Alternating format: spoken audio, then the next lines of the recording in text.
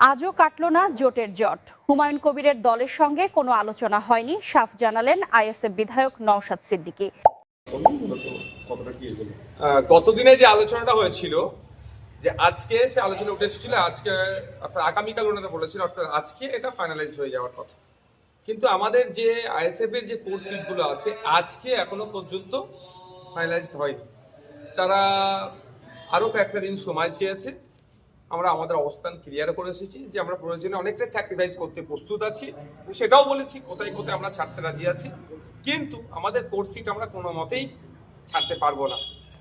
দু একটা দিন টাইম চেয়েছে, বৃহত্তর স্বার্থের কথা মাথায় রেখে আমরা আরো কয়েকটা দিন অপেক্ষা করছি। দেখুন, সেগুলো যখন আমরা পাবলিক ডোমেইনে নিয়ে আসছি না, আমরা টোটাল এই জোটের অবস্থানটা একটা দিন তো ফাইনালাইজ হবে।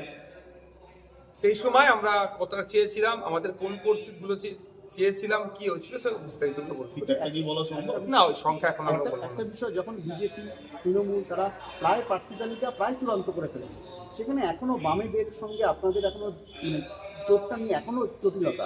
আমরা তো এসে গেল, হ্যাঁ, আমরা চাইছি স্পিড আপ হোক, কিন্তু আলোচনা তো থাকবেই। আমাদের পার্টির মধ্যেও যেমন আলোচনা আছে, গণতন্ত্র পরিবেশ আছে, বামেদের মধ্যেও সেটা আছে, সেটা তারা বারবার বোঝাচ্ছেন। আমরা কিন্তু এটা বারবার বোঝানোর চেষ্টা করছি যে এটা স্পিড আপ হোক। তবে বৃহত্তর স্বার্থের কথা মাথায় রেখে বিজেপি তৃণমূল তো আলাদা নয়, তারা ভাগ করে নেওয়ার চেষ্টা করছে।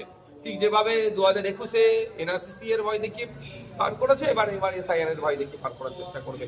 তো আমরা তো ওই রাজনীতি করি না, আমরা মূল্যবোধের রাজনীতি করি। মানুষকে শিক্ষা, স্বাস্থ্য, কর্মসংস্থানের যে বেহাল দশা বাংলা, তার পরিবর্তন করতে হবে। একটা শিক্ষিত ছেলেরা তাদের চাকরি তুলে দিতে হবে। শ্রমজীবী মানুষের শ্রমের মূল্যায়ন হচ্ছে না, কৃষকরা উৎপাদিত ফসলের দাম পাচ্ছে না, হসপিটালে গেলে সরকারি ট্রিটমেন্ট পাচ্ছে না, আপনার স্কুলের টিচার না।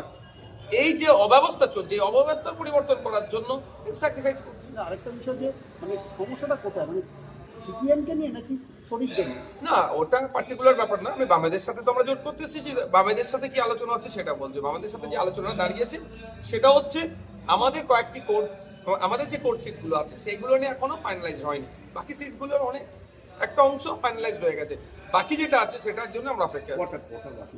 সেই সংখ্যাটা এখনো বলছি। কবের মধ্যে মোটামুটি আশা করতে? ওনারা একটা দুটো দিন টাইম চেয়েছে, আর কয়েকটি দিন টাইম চেয়েছে, হলেই হয়ে যাবে। তবে আমি আশা করছি যে আমার এইটা 2 দিনের মধ্যে উনি করে দেবেন। আরেকটা বিষয় দেখা যাচ্ছিল, গতবার আপনারা যেখানে প্রার্থী দিয়েছিলেন ফরওয়ার্ড ব্লকও দেখা যাচ্ছিল, সেখানে প্রার্থী দিয়েছিলেন। এরকম কি এবারে? না, ওইগুলো তো হবেই না, এবারে হওয়ার কোনো প্রশ্ন আসছে না।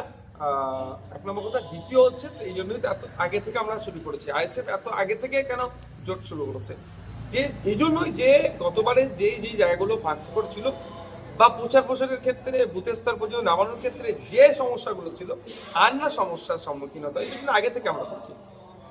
হুমায়ুন কবির বারবার বলছে যে তারা এখানে আলিমুদ্দিনের সঙ্গে তারা আলোচনা করছে, কথা বলছে। অন্যদিকে আপনাদের কথাও বলছে যে আপনারা যদি চান তাদের সঙ্গে হাত মিলাতে পারেন।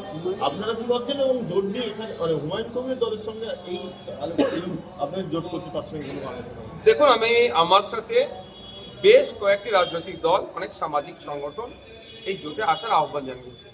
যারাই আমাকে জোটের আসার আহ্বান জানিয়েছে, আমি বামদের সাথে তাদের লিয়াজ করিয়ে দেওয়ার চেষ্টা করেছি, যে ওখান থেকে আলোচনা। একটা জায়গায় তো একটা তো পাওয়ার হাউস হওয়া দরকার, বা একটা তো সেন্টার পয়েন্ট হওয়া দরকার।